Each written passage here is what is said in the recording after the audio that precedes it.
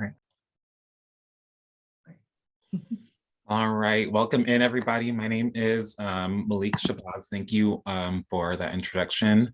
I am from the San Diego Mesa College Career Center. I connect with students, prospective students, current students and alumni, and I teach them all about resume writing, cover letter writing, and everything that it takes to kind of develop to get yourself started on that career journey that all of us are going to take. And it's going to look so different for everybody. But that's essentially what I do.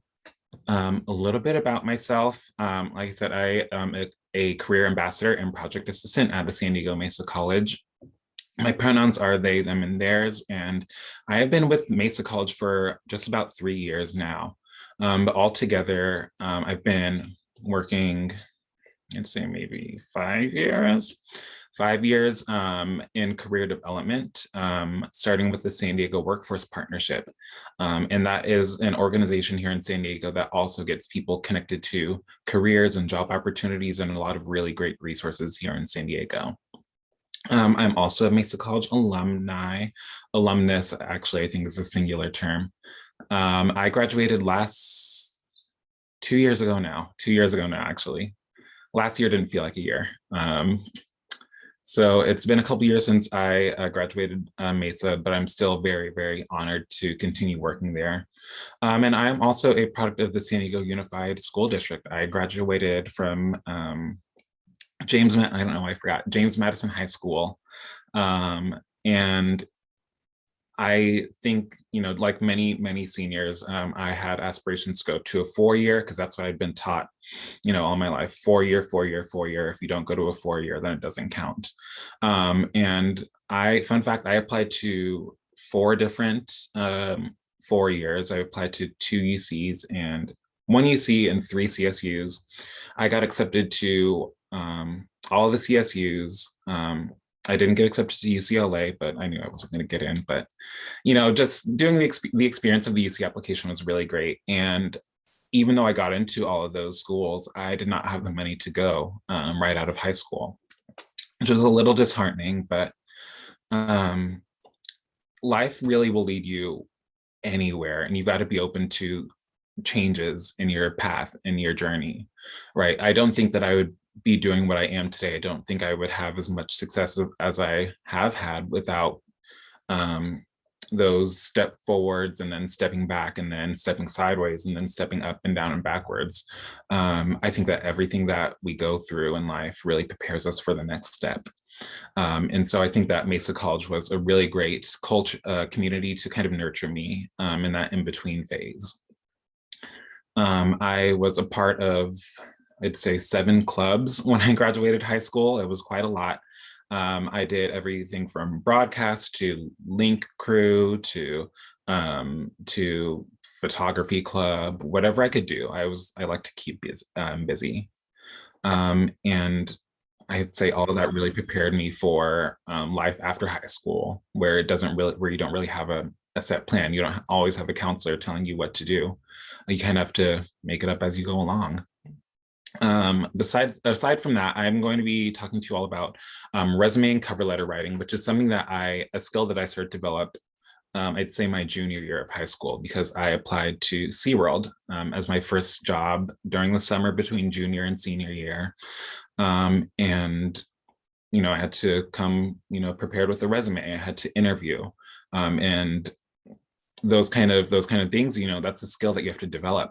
It's not, something that you can really research. It's something that takes practice, and it takes a lot of different opinions, a lot of different people's perspectives to really create something that can market yourself to an employer. As I go along, if you all have any questions, feel free to drop them in the chat, by the way. I have you all kind of pushed to the side of my screen. So if you come off of mute or raise your hand or anything, I won't be able to see it. So the best way to get my attention is to just drop a comment or a question into the chat, and I'll get to it as soon as I find a really good stopping point. I love talking to you all. I live alone, so this is the only kind of interaction that I get. So if you all have, it doesn't have to be a question. It could be a comment or something that you'd like to share. Feel free to just drop it in the chat, and I'd love to connect with you all like that.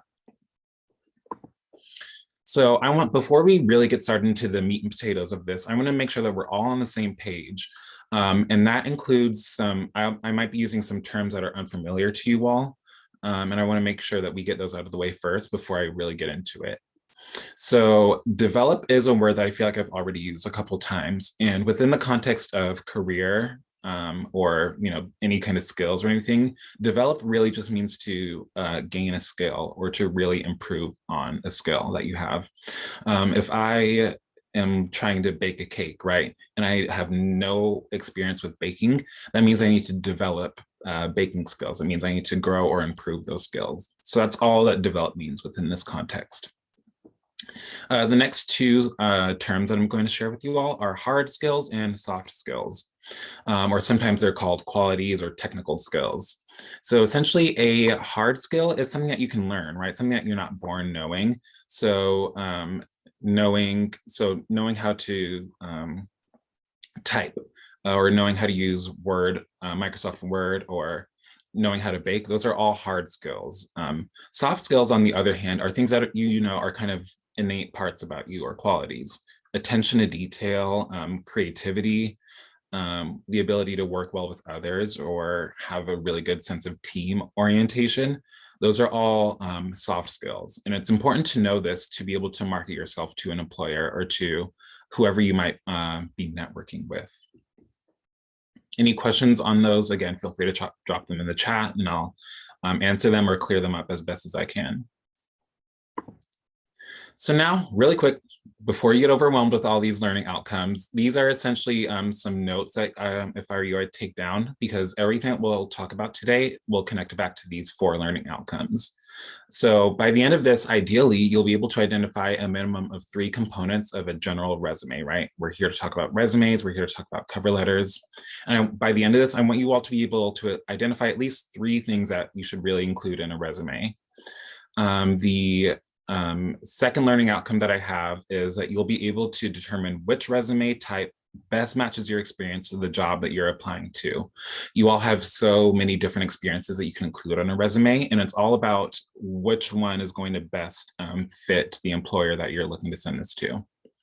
I see a question in the chat. I'm going to get to it as soon as I finish these 4 learning outcomes. By the end of this, again, you'll also be able to identify how to correctly identify, format a cover letter. A cover letter is essentially everything that you did in a resume, but kind of like an essay. We've done essays before, and this is something that you can really use to convey warmth and personality to an employer. And lastly, by the end of this, ideally, you'll be able to select some online resources that'll help you create a cover letter or help you decide which skills we have to highlight. If you're like me, if you are like, Mr. Hernandez, and you've got 25 million skills, you've got to make sure that you can narrow them down to the correct, you want to show off the right ones. Now, a question that just popped into the chat asked, would public speaking be a hard skill or a soft skill?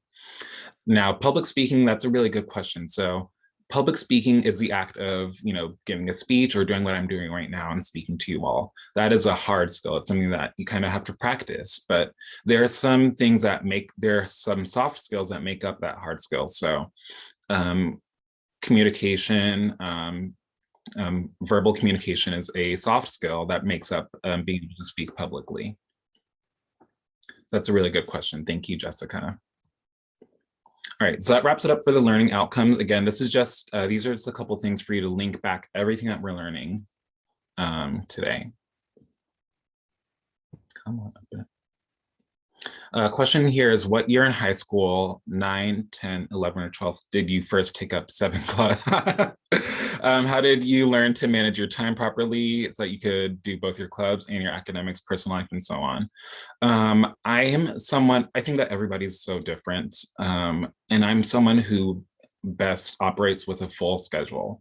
Having a routine every single morning. I would get up at, I think, 5:30 or 6, and I'd take the bus on over to Madison High School because it wasn't my my neighborhood high school. My neighborhood high school was Kearney, and I didn't necessarily want to go there, so I took the bus on over to Madison, and I get there 30 minutes before school started, and I would do some work in one club, and then I would, school would start. I would go through all my classes, make sure that you develop a really, really good relationship with your teachers, because if you need a favor, if you need an extension on a project, if you need some extra time to work on anything, you really need to, be able to communicate well with your teachers and ask for those.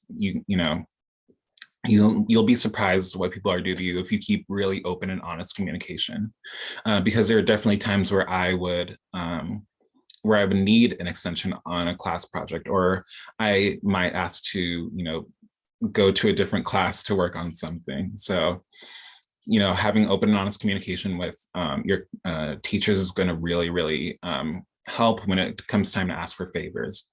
As far as 7 clubs, that was something I finished with 7 clubs. So when I first got to high school, I was kind of unsure of where to go.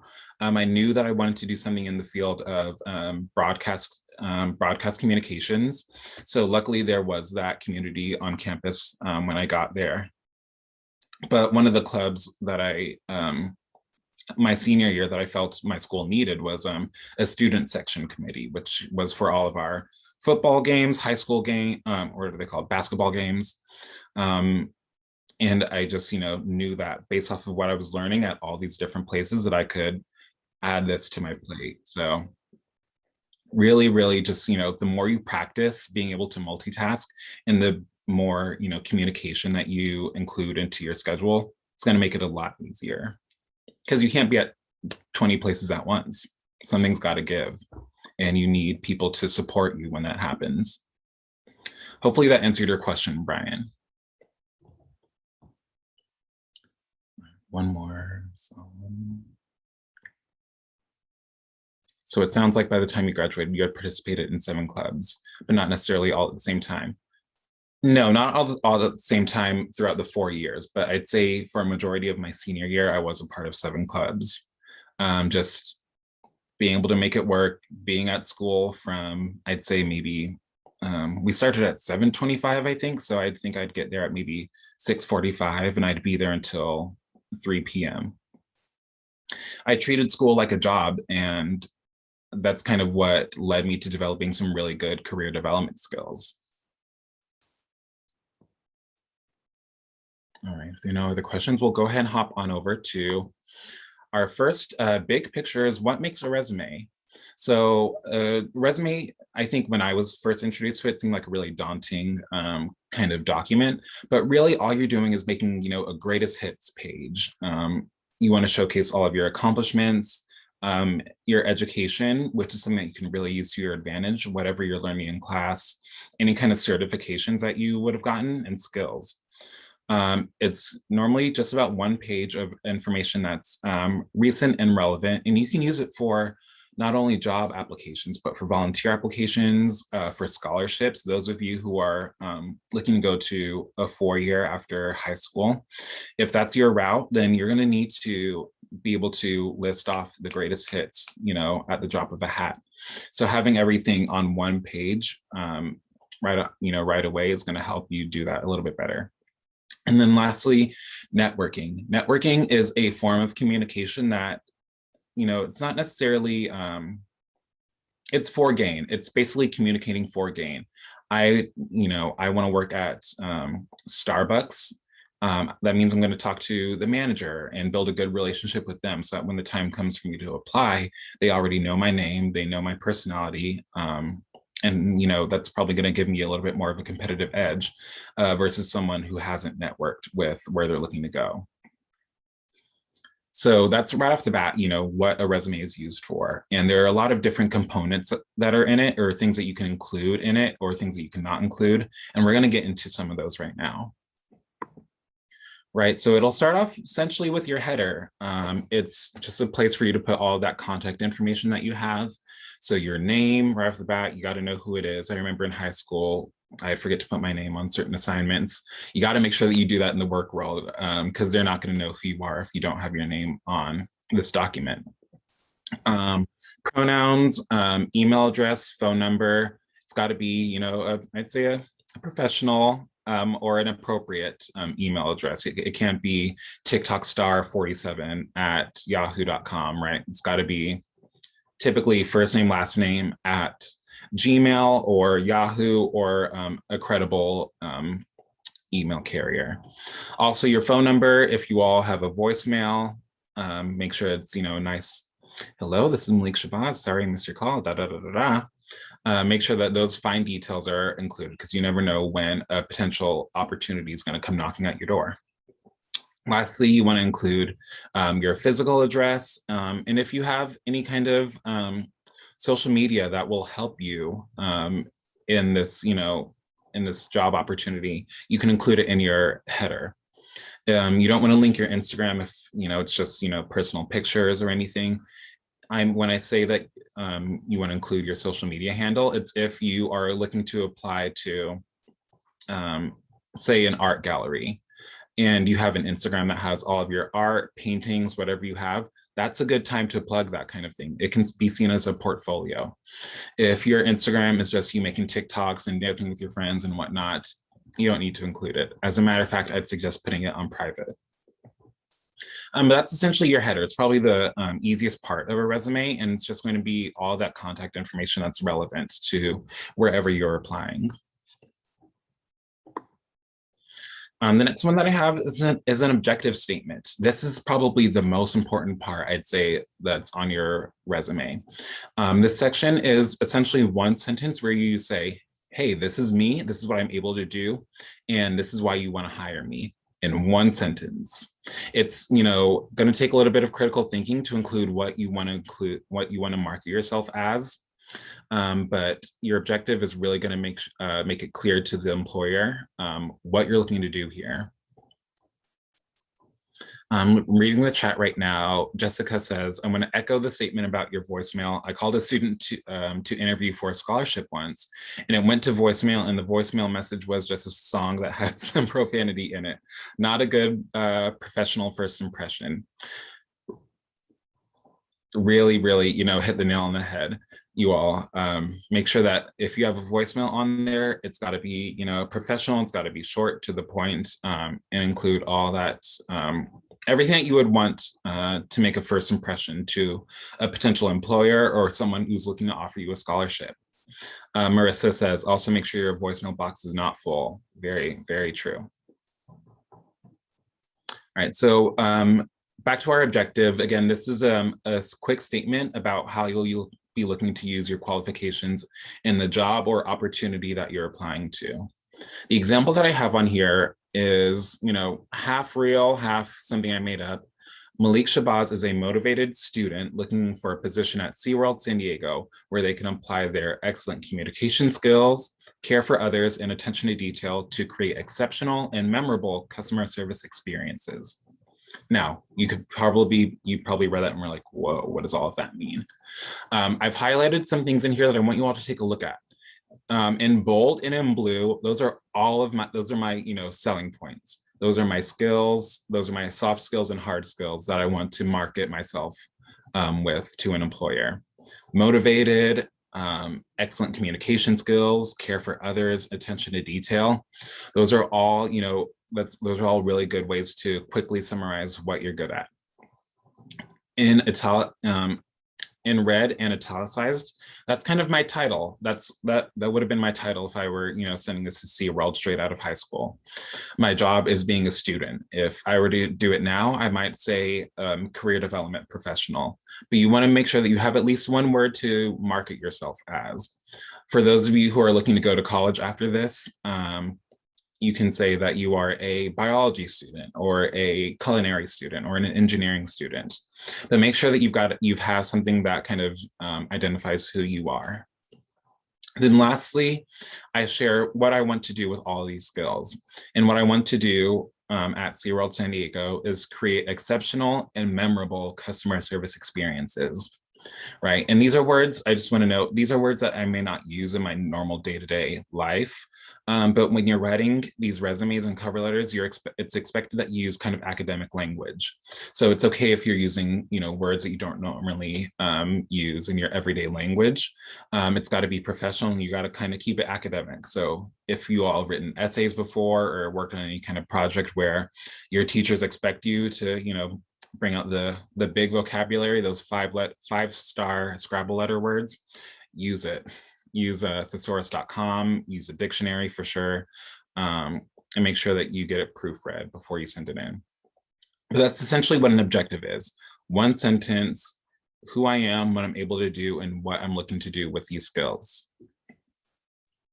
Next one I have on here is your education section and skills, right? So what can we put in an education section? Those of you who are graduating with a high school diploma, go ahead and put that in. Also, any kind of other things that you might be a part of on campus, clubs, organizations, a competitive GPA, which is normally looked at, about 3.5 or above.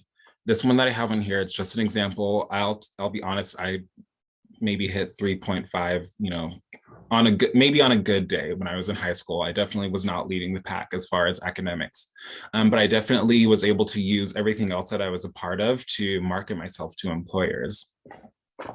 Any kind of certifications that you might have gotten, I put CPR certification because that is something that I was able to do. That's something that my high school offered.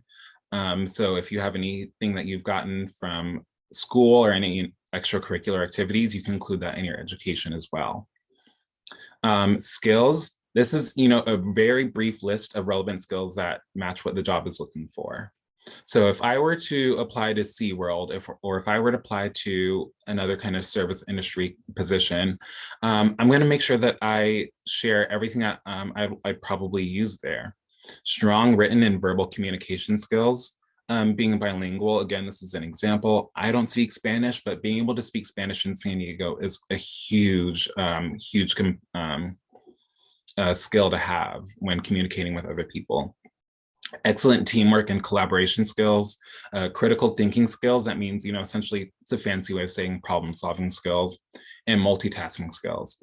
And these are things that you've probably picked up and started to develop in school. Multitasking when you're, going from, one class to the next, and you also got this club after school, or, at home, you're watching, brother, sister, cousins, whoever you've got.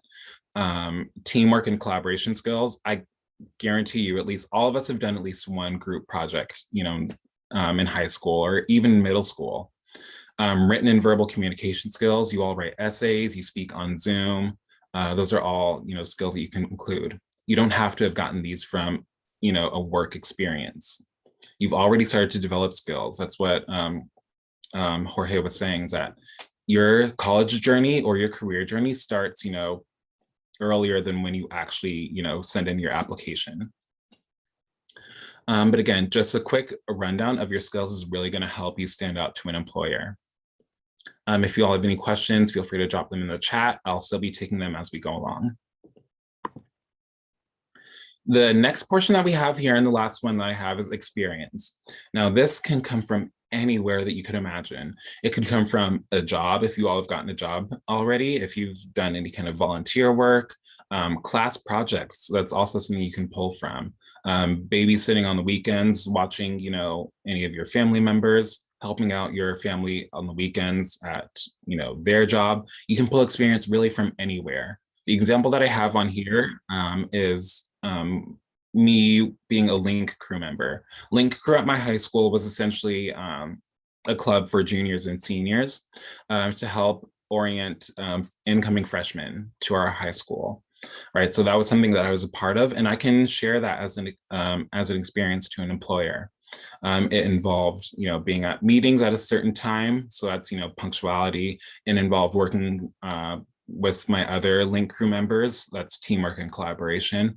And it involved doing some public speaking, so that's verbal communication. Those are all skills that I can pull from this experience being in Link crew. If you are a part of your soccer team, or if you are a part of, graphic design club at school, that's where you can also pull experience from. And in those bullet points that follow underneath, share with the employer a few examples of what you've done in sentence form underneath. It's going to help paint a better picture of what you're bringing to the table.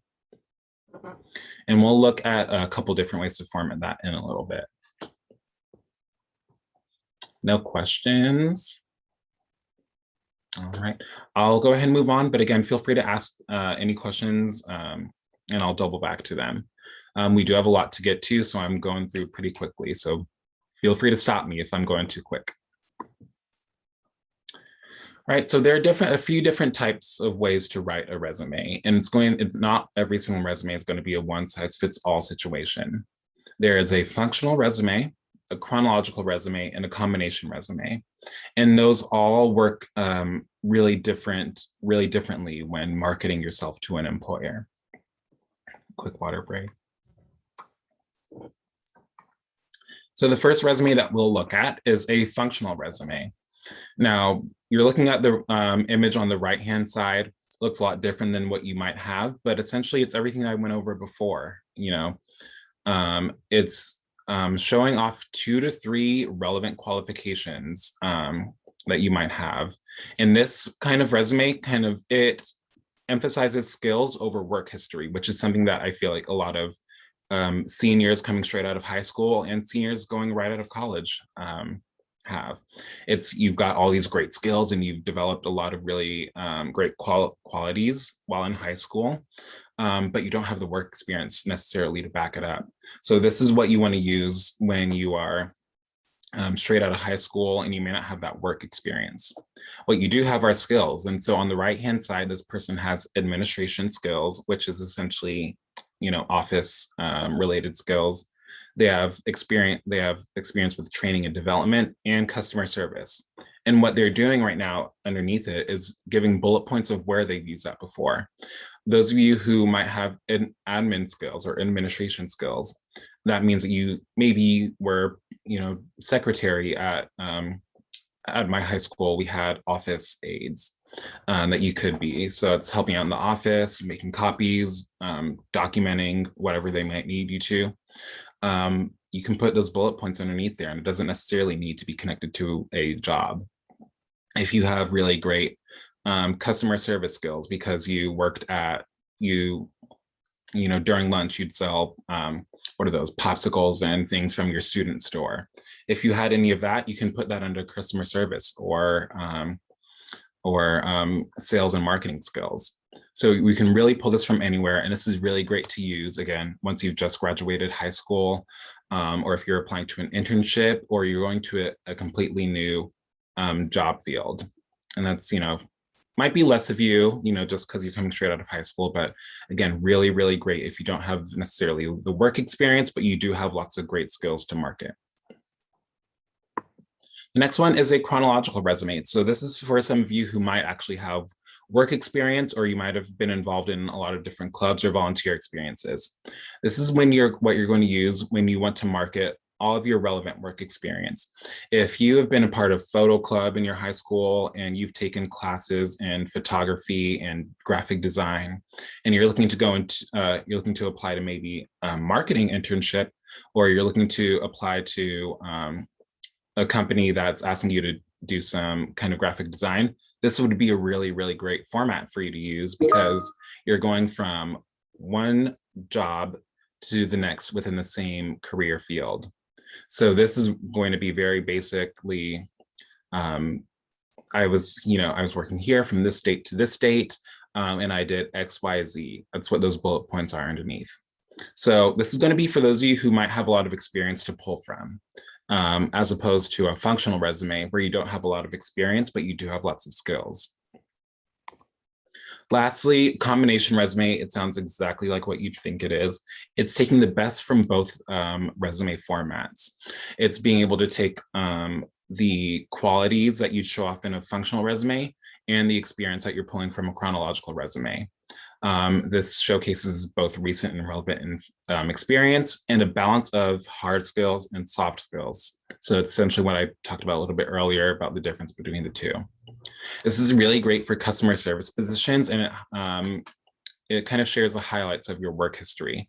Again, this is something that you'd probably use if you have a lot to pull from: jobs, volunteer experiences, or clubs. So this is kind of what you'll probably see most often as well if you type in resume examples. All right, so again, just to double back, your functional resume is when you have a lot of skills, but not necessarily the concrete work experience. Chronological is when you have a lot of experience within the same career field. And a combination is just, the best of both worlds. Now, Again, a lot of information. If you have any questions, drop them in the chat, because right now I'm going to test your knowledge a little bit. We're going to do a little bit of a matching activity. Disregard the bottom bullet point. I've used this in a different scenario. Unfortunately, we are not giving away Amazon gift cards, but I would still like for you all to share.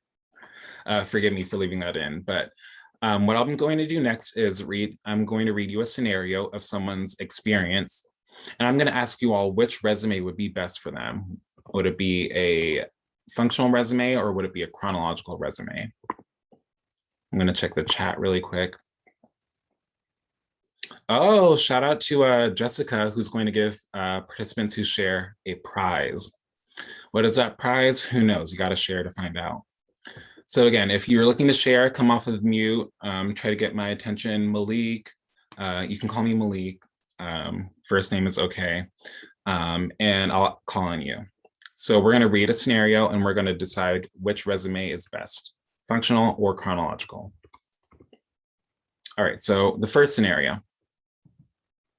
Alex Tyler is a creative photography professional with 5+ years of recreational filming experience and an extensive knowledge of advanced photography techniques, looking to develop marketing strategies for Telfar Incorporated as a digital media specialist.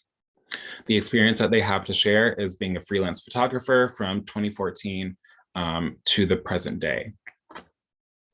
So I'm going to think about it, and I'm going to point out some things that are that we can probably highlight from here. Alex has 5 years of recreational filming experience, and they have a lot of knowledge of photography techniques. So they've got one piece of experience to share. Not a whole lot of experience, but they do have, the hands-on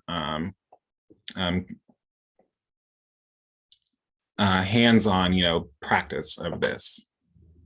All right, so I see Brian raised their hand. All right, you can come off the mute.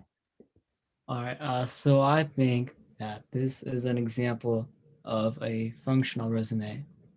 Oh, all right. Care to back that up? All right. So from what I've seen so far, so our person, Alex Tyler, yeah, I see I think you're like trying to trick us. So you had a nice combination of both experience and what's this called, and techniques or skills. So that would be his extensive knowledge of advanced photography techniques, and you also have his title. So that would be creative photography professional, or his job / profession. And so it's kind of tricky because they both feel the chronological or functional, they feel similar in some ways, but I'm going to have to go with functional.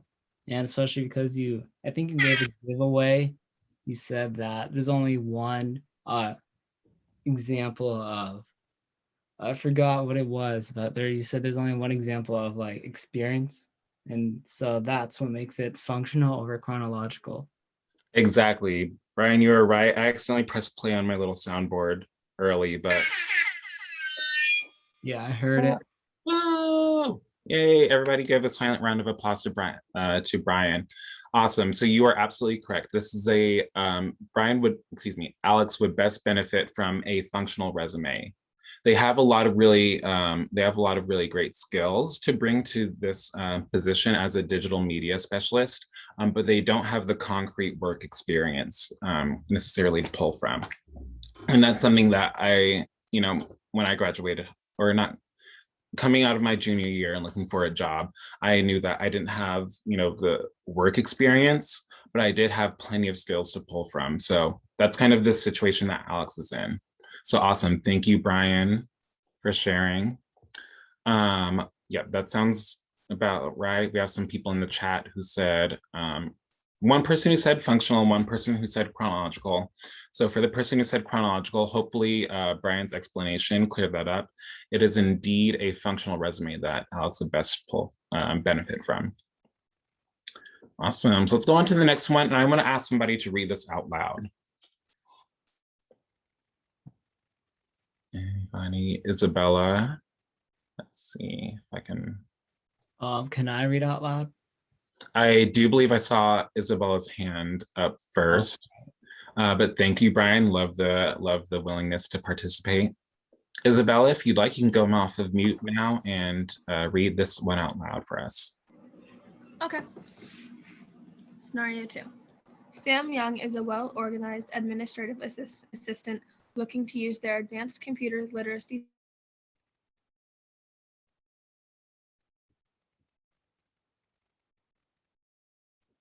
I don't know if that's just me, Isabella, I think your audio cut out. Are we back? Yeah. There we go. Sorry, I don't know if it was just me, but I think your audio cut out a little bit. Oh, my computer cuts my Wi-Fi sometimes. Ah. So. All right, so let's try one more time from the top, if you would. Okay. Sam Young is a well-organized administrative assistant looking to use their advanced computer literacy skills, strong written and verbal communication skills, and provide analytical thinking to provide clerical support to the Mesa College Outreach Office as a department clerk. Awesome. Thank you, Isabella. And before we pick this apart, I want to go over all of it really quickly, just make sure we're on the same page. So an administrative assistant is something that you'd often see at a front desk or someone providing support to an office, right? Computer literacy is just being able to use all of your modern software like Microsoft Word, Google Drive, Outlook, all those kind of technology skills. Analytical thinking, I shared before, is essentially being able to analyze a problem and find a solution. So essentially, problem-solving skills. Clerical support, again, is the same thing as administrative or office support to the Mesa College Outreach Office as a department clerk. Awesome job, Isabella. Thank you for reading that out loud. Some experiences I'll go ahead and read that they have. They have worked at the DMV, Department of Motor Vehicles, as an admin specialist from 2015 to 2018. They've worked at Patrice's Family Dental as a front desk representative from 2018, and they are still working there. And they've worked at Dunder Mifflin as a receptionist from 2016 to 2019. So they've got quite a bit of experience. What we want to know now is whether or not they would best benefit from a chronological resume or a functional resume. Let's go ahead and sound off. Oh, Elena says chronological resume. Jessica says chronological. Anybody else, if you would like to come off of mute and share and plead your case, you're more than welcome to. I see the chat blowing up. Awesome. Brian, go ahead. All right, so for scenario number 2, I think that overall this is a chronological scenario, and I'm guessing that you would like for me to explain, so I'm going to do so. All right, so our person we have here, Sam Young, he's so his first of all his title is well organized administrative assistant, and I think I remember from like what you said, that's an office career, and also what I can see from his strong skills and his 3 examples of experience, 2 of them being present. I think that's a very strong. Oh, never mind, just one of them. I think that's a very strong sign that this is leaning towards chronological, because although you put skills right off the bat twice, this is, I feel like, yeah, this is an example of both experience and skills. Mhm. And since he has those 3 experiences, I can tell that he's not a beginner, and so he's looking for what's this called? Looking, yeah. So basically, he's not a beginner, and if he was looking into, if Sam Young was interested in like a new-ish job, then that would lead more towards functional, and hopefully that makes sense towards why I think it's chronological. Absolutely. You hit the nail on the head where this person has a lot of experience to pull from. And that's one tell that I did say, that if you have a lot of experience to pull from and you're looking to go from one job to the next or one experience to the next in the same field, then a chronological resume is going to be a really beneficial resume format. Thank you, Brian. Thank you, Isabella. And thank you everyone for sharing in the chat. which way you were swinging. And if you notice for both of these scenarios, these are both really good examples of an objective statement, which is what goes first on on your resume.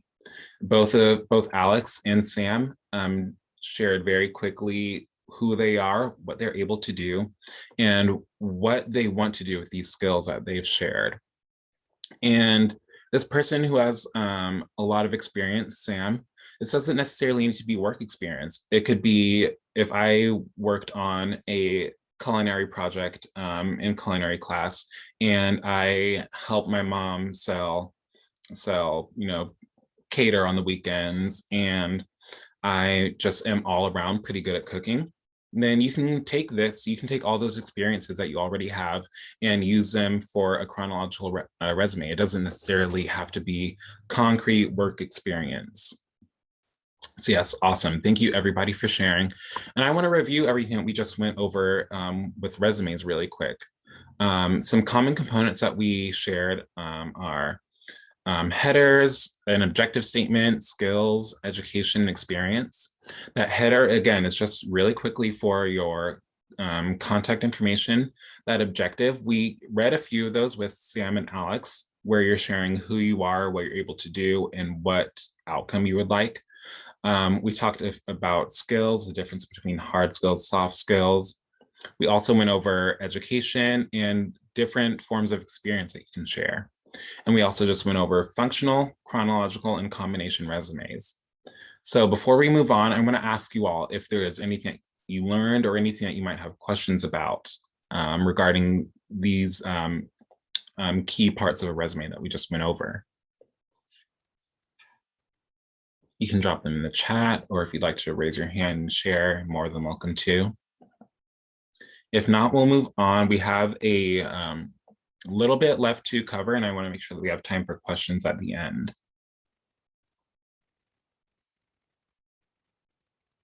I see no hand raises, and I see no chats, which is absolutely okay. It's okay if you have a question, tomorrow, and something that you didn't necessarily get to ask during this. There is a part 2, a sequel, a remix to this workshop that'll be in 2 weeks on Monday. All right, so next we're going to get into cover letters.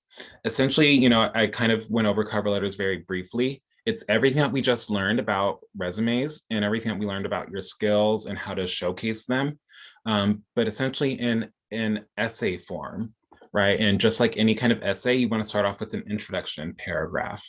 These are full sentences, actual paragraphs, not necessarily bullet points and different sections like a resume is. So in your introduction paragraph for a cover letter, it's pretty formal and very black and white, meaning that you're just very plainly going to state why you want the job, how you heard about this job or opportunity, again, because this isn't just for jobs, who you are, and a preview of what you're able to do. Now, I don't know about you all, but that kind of sounds like an objective statement. And that's essentially what this is, but you're giving a little bit more information about how you heard about the job and why exactly you want it. So some ways that I like to start this off is, I'm excited to share my interest in the position after finding it through careers.com or through my counselor or through my mom, dad, uncle, aunt, whoever is in my life, right? So you want to share how you found out about either this job position, volunteer experience, or scholarship application. Then you'll also share some skills that you might have. So my skill 1, skill 2, skill 3 will position me to excel as a blank at blankety blank blank blank. An example of this might be my communication skills, my attention to detail, and my team orientation position me to excel as a crew member at Trader Joe's, if that's where I'm looking to apply, or as a recipient of the Jorge Hernandez Scholarship Award. So make sure that when you're writing this, be sure to plug the company's mission statement and their values. If Jorge Hernandez's website says, we as a company are all about family and all about integrity and trust, if you've got integrity and trust and you have strong family values, be sure to write this into your into this cover letter, or also any keywords that they might have in a scholarship posting or a job application. Feel free to throw those in as well to kind of make your cover letter stand out. Right, so that's essentially what that introduction paragraph is. It's very plainly some skills that you might have and how you heard about the job. Oftentimes when I write cover letters, I'll copy and paste the introduction paragraph and just change out a few words. The body paragraphs, however, are something that I definitely take time on and make sure to share all of my, the experiences that I want to share. In the chat, Jorge asks, do you recommend matching the students' values for scholarship resumes as well, and write the examples on how these were used? I'm gonna make sure I understand your question. Do you recommend matching the students' values for scholarship resumes as well, and writing examples of how they were used? Yeah, kind of. So if I understand your question, that means that when I'm writing that introduction paragraph and I say that I value, I have really strong family values, I'm going to write that in that introduction paragraph, and then in the body paragraphs, I'm going to give some more examples of what kind of family values I have. How do I use those in my life? So I think that answers your question. Make sure that you kind of, I think of it as a funnel. If you all have seen, if any of you who cook or, help out whoever is in the kitchen, a funnel is essentially a triangle, and your information in an essay or in a cover letter should have the bare bones at the very beginning, and then start to you elaborate as you go further down. So yeah, I think hopefully that answers your question. Just give them a little taste in the introduction. This is the appetizer. The body paragraph is where the entree is. Right. So what you want to include in that body paragraph is how and where you've demonstrated the skills that you provided above. Let me check the chat really quick. Brian says, I heard that it isn't a good idea to mention detail-oriented, as almost everyone says that in an interview or a resume. What do you think about this? Really good question. So there's a few different ways that I would answer this, right? If you're going to talk about being detail-oriented, or if you're going to talk about any other skills that are commonly used, like communication skills or teamwork and collaboration, you got to make sure that you talk about how Brian does detail orientation. You got to talk about how Brian does teamwork and collaboration, because nobody can do what you do like you do it. So that's what this cover letter is for. That's what those bullet points on your resume are for. What is it that you do that makes it special? So if you're going to include these kind of common skills, make sure that you put your flair on it. And they're common for a reason, because you kind of need you need detail orientation at a lot of places. You'll find oftentimes that some job applications or scholarship postings will recycle some of the same wording. It's because they really do want that. And if they really want it, you got to make sure that you are able to provide examples of it in your resume or cover letter. Awesome question, Brian. All right. So in your cover letter, you want to provide specific details such as technology programs, any kind of data, numbers, or coursework that you've gotten the experience to take. Specifically coursework, if those of you who are taking, what are they called, electives in class right now, electives like culinary or art or graphic design, things that you want to pursue as a career, make sure that you talk about what you've done in class. You've got an immense amount of experience to pull from projects that you've done in class, or group things that you've done in that class that are specific, that can be specific to the job that you're applying for. If you do anything recreationally, make sure that you include some of what you've learned there as well. Your cover letter is really where you get to give some details about what specifically you do and how you do it. Right, you want to stay away from repeating yourself, providing any kind of unnecessary details or acronyms. Acronyms are something that I see a lot on resumes and cover letters. If you all do VAPA is a part of a lot of schools right now, which stands for Visual and Performing Arts. make sure you spell that out. You can't always assume that an employer might know what MAPA means.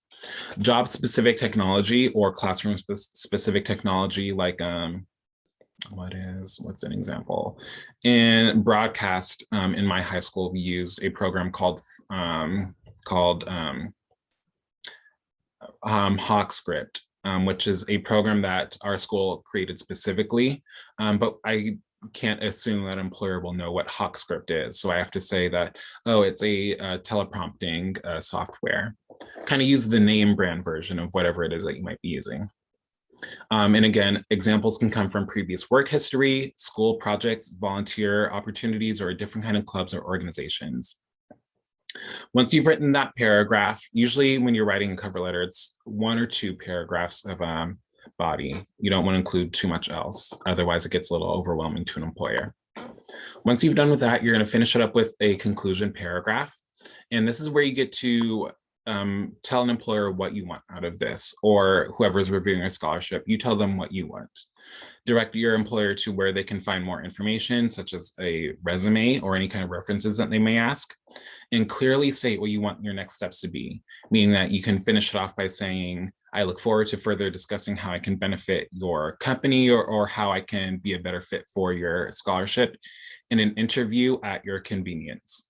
You can also share that you can find details of my work history or my academic history in my attached resume. And then lastly, just restate what skills you would like to bring to the position. Again, this is kind of like an essay. And when you're writing that conclusion paragraph of an essay, you got to make sure that you restate your thesis. That's how you'll really finish it off.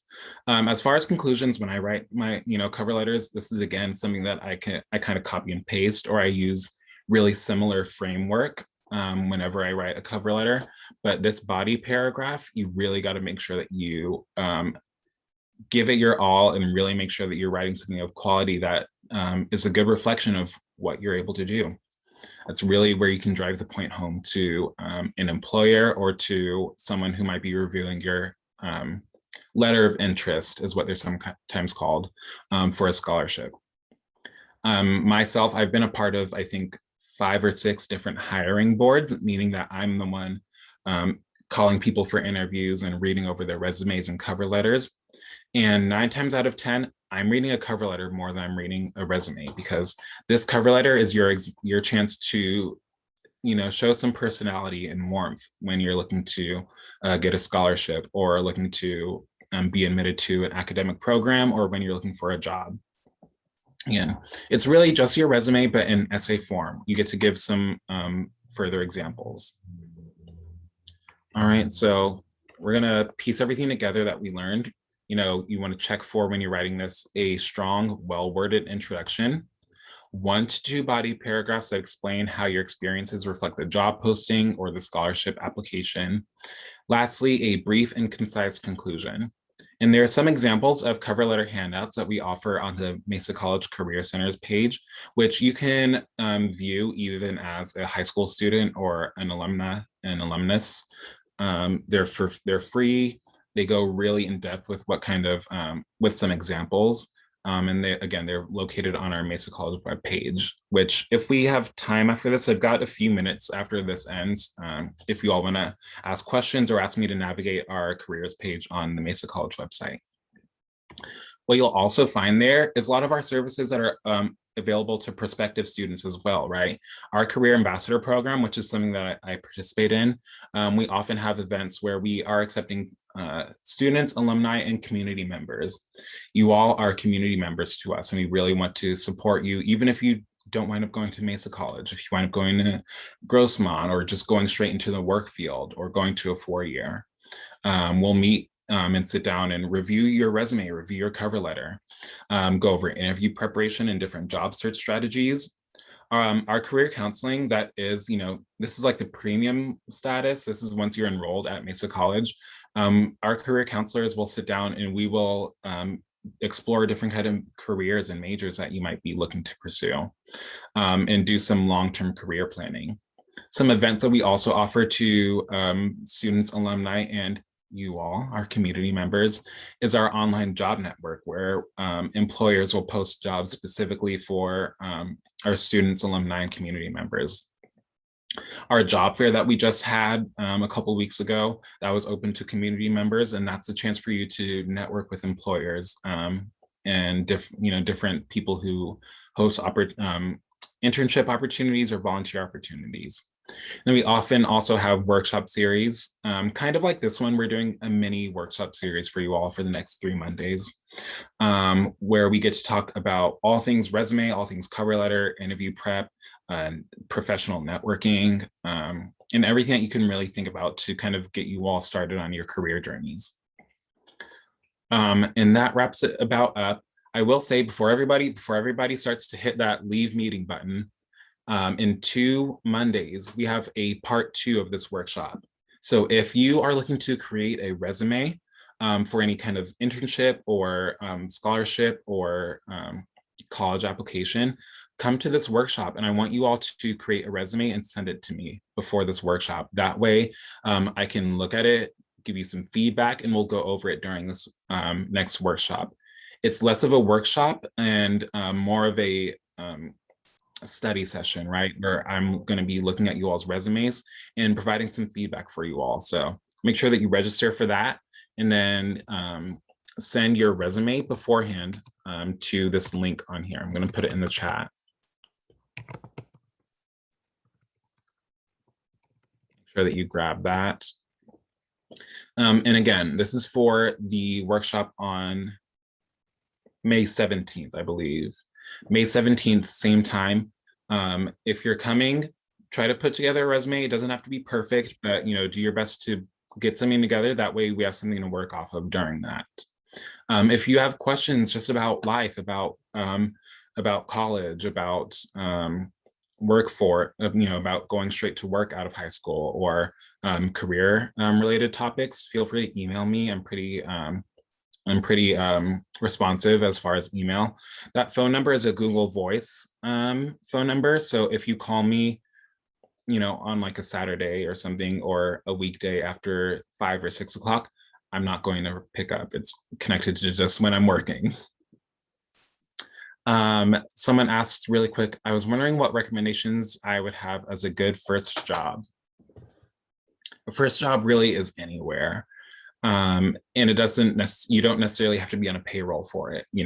If you help babysit, if you, do some work with, whoever you might live with, that's a job. That's something that you can pull experience from. My very, very first job, I will say, was at SeaWorld San Diego. And I do feel that there is a lot that I learned from working in the service industry that I still use to this day. In this kind of 9-to-5 more professional environment. So wherever you go, make sure that you're using it to the fullest advantage and getting as much out of it as you can. My first paid job was babysitting my neighbor's kid when I was at home babysitting my own sibling. That was my first actual paid job when I was in high school. But in terms of first job where I was actually working for a company and I got a paycheck sort of thing, was actually my first year in college. I worked in the dining hall. And I had, that was my first job. And after that I had, I worked for this paintball park that was in my city. And I worked in the store and in the office. And then during my undergraduate college years, I worked the whole time, all 4 years of college, at different places at the university and college. So some of your first professional experiences, they might be unpaid, all your volunteer work, you're building skills, you're gaining experience that you can list on your resume. So sometimes your first jobs are actually unpaid jobs, where you're kind of building that you can then use to apply for paid positions. Exactly. And just you speaking right now, Jessica, reminded me that technically my first paid job was whenever my family would have family friends over and I would be watching their kids, and sometimes, the parents would slide me a 20 afterwards. So that was technically my first job, was, watching these kids. And it's not something that I pursued, but it's something I got experience from. And it's something that if I were to ask that parent to list, if they could be listed as a reference, they'd probably be more than welcome to do that. So wherever you go, just make the most of it. Yeah. Are there any other questions before I just kind of go over some quick announcements? There is one question in the chat that was sent to me directly. Can you apply for a job if you are 14 years old? Legally, you know, like we were talking about being on a payroll in California, I believe that you have to be 16 with a worker's permit. Don't quote me on that. That's what it was when I was in high school. And they have to get a permission slip from the high school signed by the counselor that you can work. So because your work will be tied to your GPA. And if your GPA falls a lot, then the school has the authority to not let you work. They'll let the employer say, hey, his grades are falling. The student is below 2.0, so they have to stop working. And the employer say, okay, fine. We'll get the other one who has a 2.5 GPA, who's your best friend. I wanted to say something really quick about a job. My first job was, besides carrying sand for my grandma, and she would give me pesos, which was good, right? Because I didn't have any money. Yes, that comes from El Cajon, actually. Ms. Rodan is the one who signs it. The permission slip. And after that, I got a job in a clothing store, and then after that, I volunteered for a library. I just volunteered to get the hours in.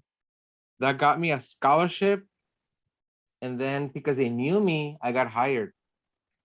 So, you know, sometimes when you volunteer for a public place, they know you and you can get hired. I'm not saying that's the recipe that will always bring that outcome, but it happened to me. All right. Yeah, so I would say if you're under 16 and you're, you know, looking to earn some actual money from working, you're not going to really be able to be hired at a, you know, company or place like that. But like I said, some students, you know, they might get paid cash for doing like odd jobs or babysitting, things like that. Also in high school, I wasn't allowed to work. My parents didn't let me. They were like, my mom was like, school's your job. And so, you know, for some students, they just don't have the time to work, or their parents don't allow them, or for whatever reason.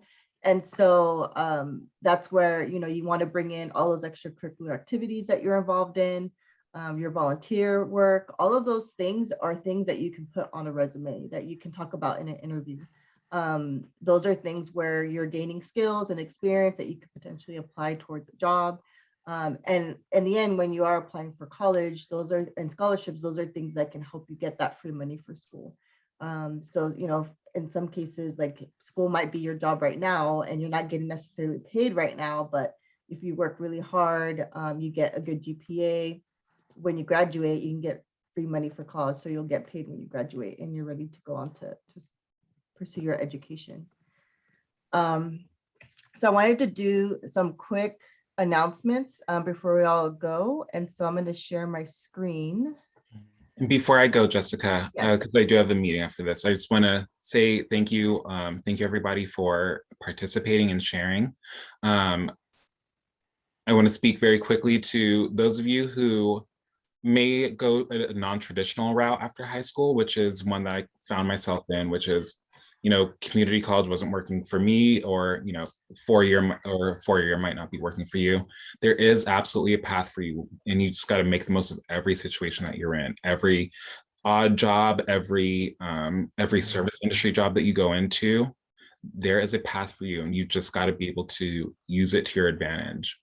Don't let anybody tell you that, you know, there's no skills, that there's a skillless job. Every job that you work will have a skill that's required, and just build up those skills. All of our essential workers over this past year, you know, they'll tell you that service industry is not an easy job, and while you may not need a 4-year degree or a 2-year degree, it definitely takes skills and it definitely takes brains. So make the most of every situation that you're in. I promise you, you're come out on top if you do so. So those are my words. That's something that I don't think was told to me when, you know, these colleges would come and do presentations at my school.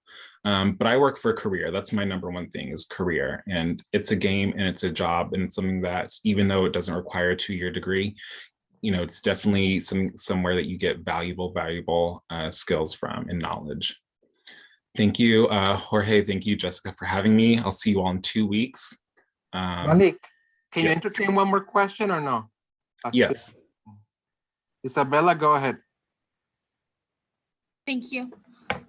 So I don't actually know how to word this very well, but is Mesa College like a junior college? So if you're in high school or a junior in high school, would you be able to go to Mesa to get some credits for college?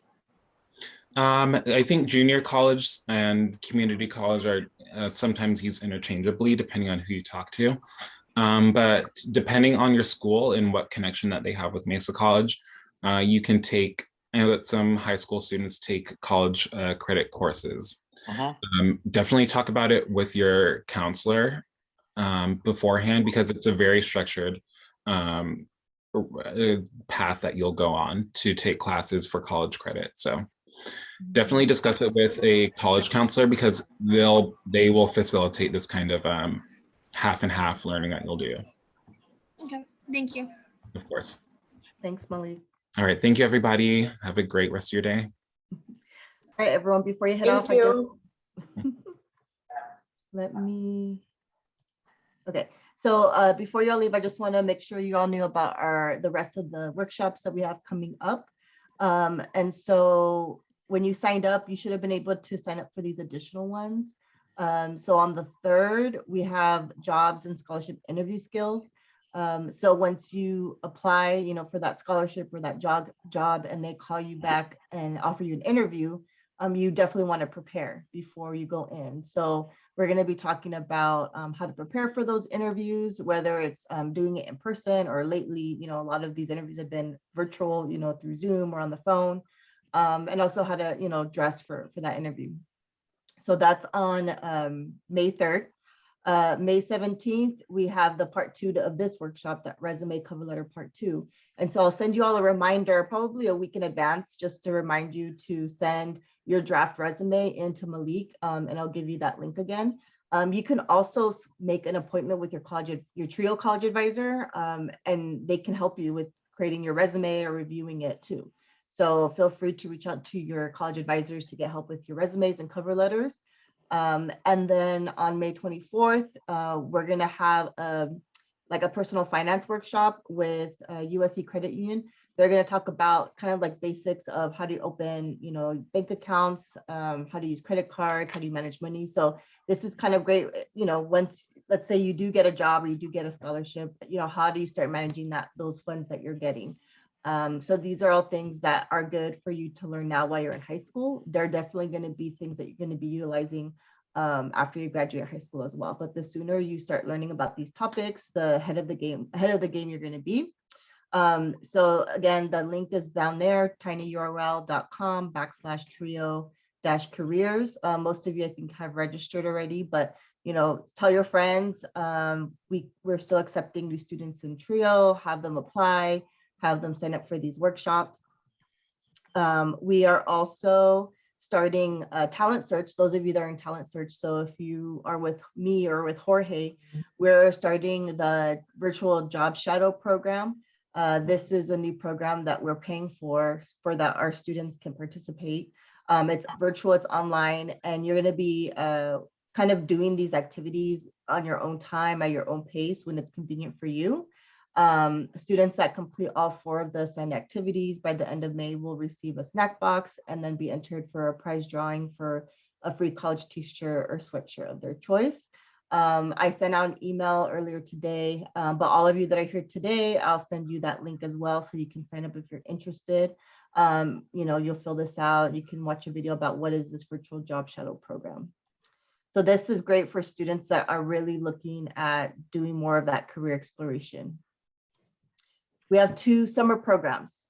The first one is for students that are interested in taking an online class in the summer through UC Scout. So this is an online class. You can pick which course you want to take. There's many different options offered. Some of them are AP courses, some of them are regular college prep, and these are A through G approved classes. So this would be a class where you would get a grade, you would put it on your college applications. and it could count towards your meeting your requirements for CSU and UC admission. We're working with the school districts to see how you could potentially have this added to your high school transcript and have it count towards like high school credits. But that's kind of a, school by school situation. But for sure, this is a class that would count for your college applications. We want you to apply by May 7th if you want to try to do this, because these are courses that normally cost money. They're like $400 a class. And so basically you're applying for a scholarship to be able to do it for free. And it would be something that you would do over the summer. Okay. I did have 2 talent search students do this last summer. And so they were able to, complete these classes and add them to their college applications, and their high school, gave them credit for it as well. So that's the UC Scout courses. And then the last program is our talent search summer program through UCSD extension. And so talent search, our program is going to be July 12th through July 23rd. So it's like 2 weeks, Monday through Thursday, 2 p.m. to 4:30 p.m. And this is where you actually do have to like sign on to Zoom, log on. We're going to be all together doing these courses. There's going to be a course, a seminar course, like a college prep seminar to help prepare you for the college application process. There's going to be a writing course that's going to be focused on like ethnic studies. And then there's going to be a science course. So these are classes, again, you can add to your resume. You can add to your college applications as a college prep program. But these are not, just so that you know, these are not actual college credit courses. And again, everything that we provide to you all is free. So I, sent all this info out. If you are like, oh, I want to sign up for that, but I don't have the email or I don't have the link, go ahead and send me a note, send me an email, and I can send you the information. I'm going to put my email in the chat. Can you send it to the invited people and CC me? Yes. All the ones who attended today. Yes, of course. As a note, the talent search classes is still something you can put in your college application. And just as a note, on the last workshop that we have for these professional series for May, on the 24th, the last May, it doesn't start at 12, it starts at 11. Okay, from 11 to 12:30, and then it's from 4 to 5:30. That one's gonna be a little bit longer, just 15 minutes more. There's gonna be prizes too on the checking account. So the last one starts at 11 or 4 p.m., not 12. Yes, so thanks for putting that out, Jorge. The last workshop, the personal finance one, we're offering it twice. So you don't have to attend both because it's going to be like the same thing. So we've had it 2 offerings for some of you that want to join it in the morning at 11, or for those that want to join in the afternoon at 4. And again, like your parents and family members are welcome to attend these workshops. And then Brian asked in the chat, are all the courses free or just one? Brian, are you asking about a particular program, the UC Scout or the UCSD extension? The extension. Yeah, it's all free. Yeah. And if some of you are like, oh, I want to do both. I want to do the UC Scout one that I do on my own time. And you pretty much have like the whole summer to do.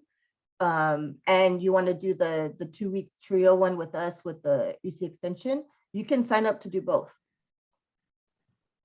Okay. Are there any other questions about all these upcoming programs and activities that we have going on? If things come up, you have questions, talk to Jorge, talk to me, talk to your college advisor. Is there anyone here that did not sign up, like did not sign up for this workshop using this link, but just got like invited to it? Yes, I invited like 2 people to it. Okay. Directly. Okay. All right. Any last questions before we log off? Before you leave, I was invited. AJ, yeah. AJ, you're good. You're from Mount Empire. Um, it was because before you log off, can you write down what's one thing that for you, from your point of view, was a highlight? Like of all the stuff, this is what I like the most. This part. It can be Miss Resendez's books on the side, you know, in the library. I don't know, or my hat made out of wool. It's made out of Australian wool. Or Mr. Shabaz's dynamic and engaging personality. What was it that you liked the most in this workshop? Okay, that's good. You get something. Okay. So before you log out, please write down one sentence that you learned for you. Doesn't matter what it was, but what was important for you?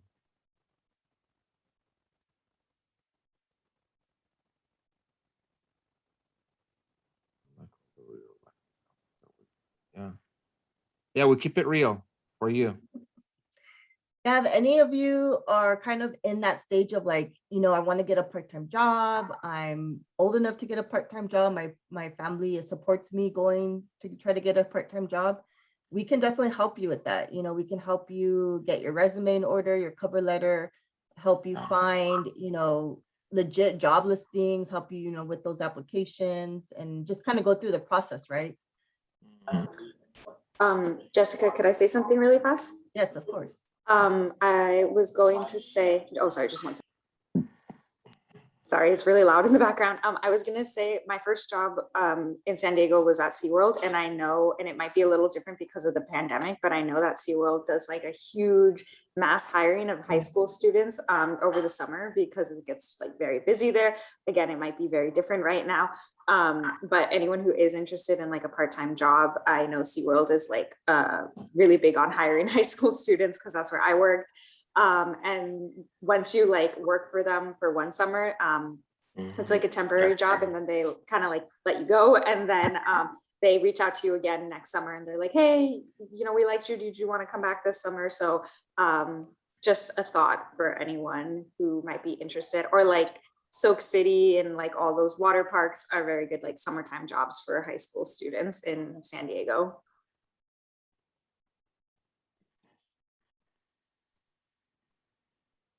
And like I said, some of you maybe, you know, part-time job's not the right fit for you right now, but you want to get some experience. We can help you find volunteer programs so you can start building that experience. Or maybe, you know, you really are interested in a particular career field.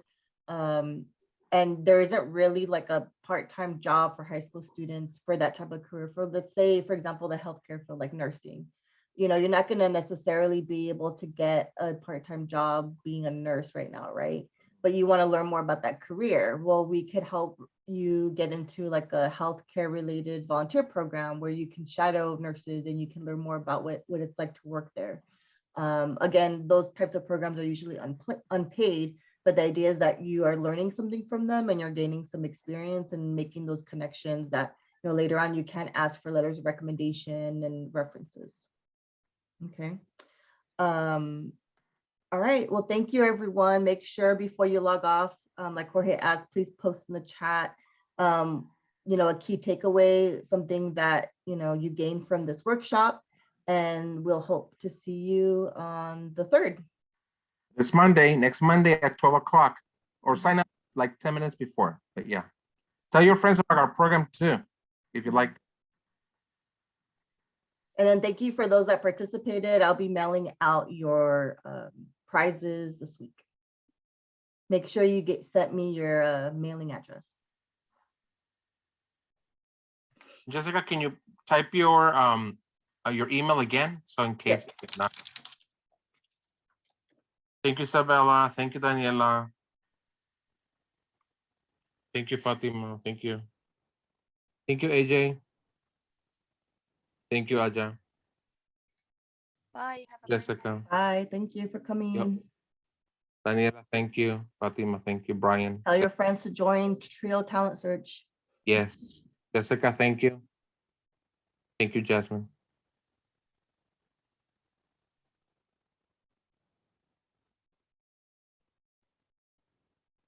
Thank you, Kenya.